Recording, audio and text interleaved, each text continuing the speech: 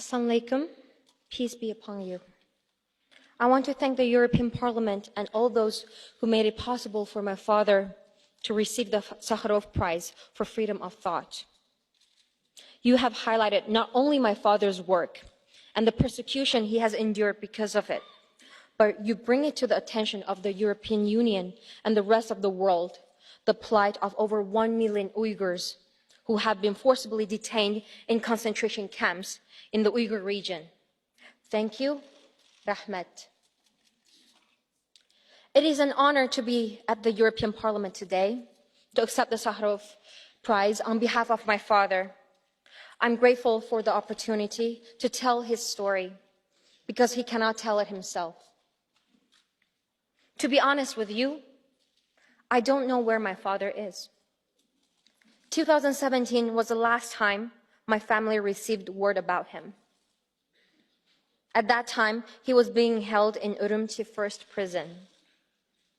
I have not seen my father since we were separated at the Beijing airport in 2013. We were on our way to Indiana University, where my father was invited as a visiting scholar. Unfortunately, he never made it to the US. On that day, we were pulled out of the security line. I was given the choice of boarding the plane and flying to the US or staying with my father. My father insisted that I continue. He said to me, "Don't cry. Don't let them think Uyghur girls are weak." I went, and because of his encouragement, I am here in Strasbourg with all of you. But while I traveled on, he was detained, beaten, questioned, and now carries a life sentence at some undisclosed location. I will never be able to travel back to China and will likely never meet my family again. It is hard to believe that my father still physically resembles now the man I knew as a child. The man who worked at my bedroom desk in pajamas after I complained he spent more time on his website Uyghur Biz than with me. When there was a problem, my father always had a solution. He believed that when there was a problem, you need to fix it, just like when there's a hole in a fabric, you need to sew it. An unresolved problem, he thought, will lead to a bigger problem. And so he moved his laptop into my room and he worked at my desk while I sat on my bed doing homework. This way, we could be together. Sometimes he would forget how late it was, lost in his work until 4 a.m. in the morning. I would go in and out of sleep to the click of his fingers on the computer. I was a teenager then, with little understanding of why my father would give up his profitable business career and our trips to the New Delhi halal meat market for the life that landed him in prison. There was a time when we could afford to buy a whole halal lamb or an entire sheep and share it with the neighborhood. After my father committed himself to advocating for the rights of Uyghurs, halal lamb grew more scarce in our household. My father's wealth went to supporting the Uyghur community, from poor Uyghur mothers to homeless children. When he purchased a server in the United States to secure his website Uyghur Biz, there was no money left for lamb. My father was not afraid of being poor as long as he could devote himself to the cause that came to define his life, fostering peaceful dialogue and understanding between the Han Chinese and the Uyghurs living in the western part of China. For him, the problem was clear. Uyghurs were being denied basic rights: the right to believe what we believe, the right to worship the way we want to worship, the right to think what we want to think. For him, the solution was simple: to engage with the Chinese government in conversation about working with Uyghur people in a peaceful, non-violent, and instructive way.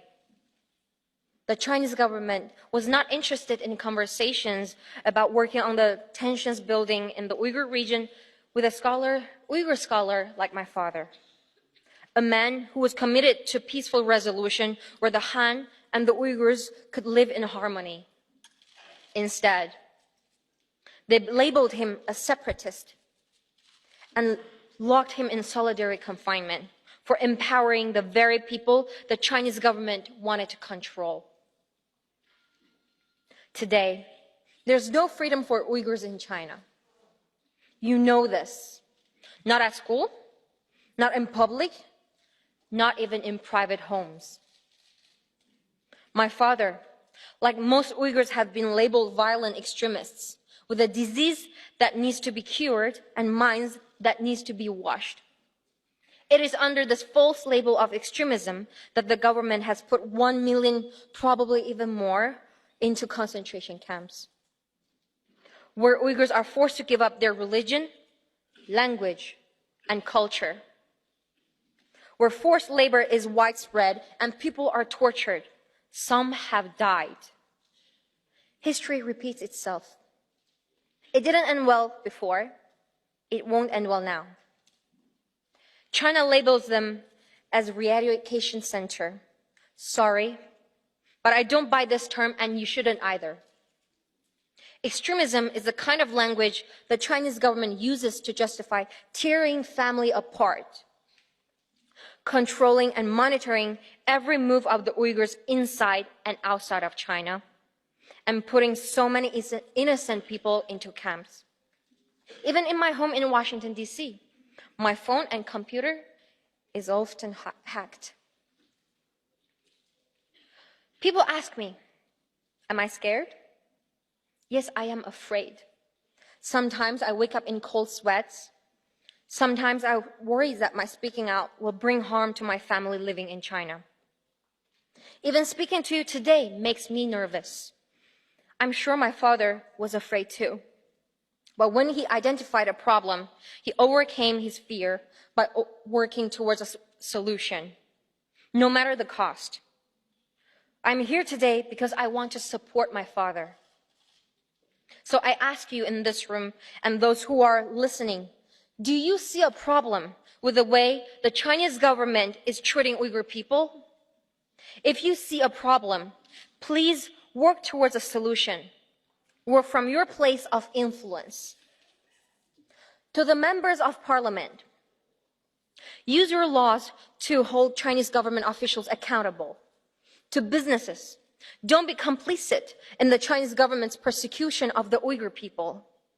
To the scholars, continue your research to help expose these atrocities.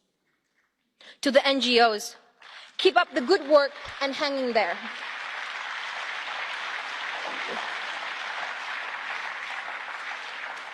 To students, educate yourselves and never stop your pursuit of the truth and your fight for justice. This is not about fighting China. This is about protecting human rights.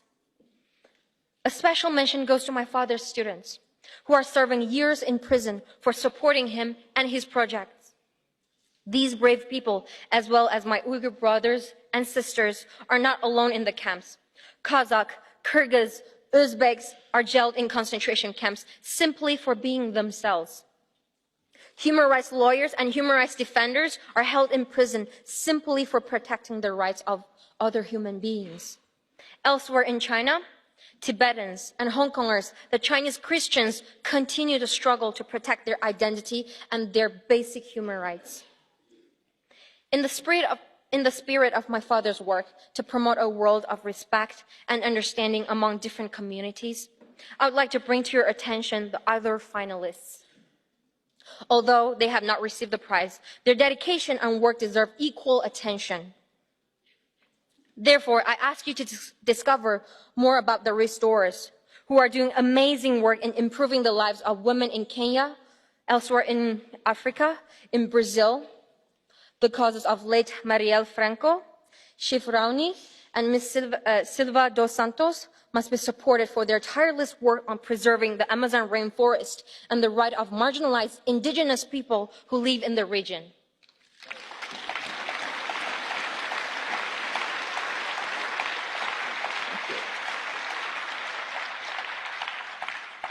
These incredible people need to be heard. These people need your immediate support. Finally, while I don't know where my father is, I believe he's alive.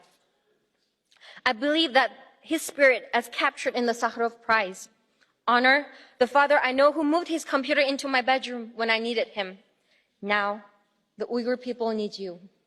Thank you very much. Thank you.